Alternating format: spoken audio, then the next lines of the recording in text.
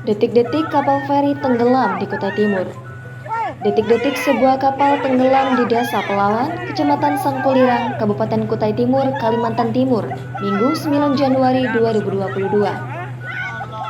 Diketahui satu unit kapal jenis feri tenggelam dengan posisi terbalik viral di media sosial, seperti diunggah di akun Instagram @terangmedia.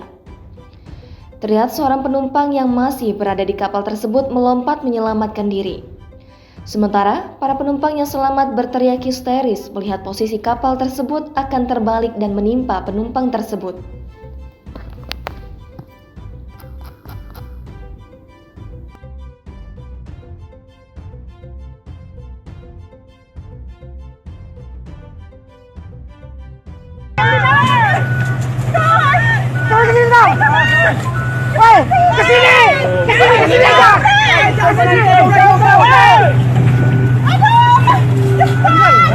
Sudah didapat, sudah mobil.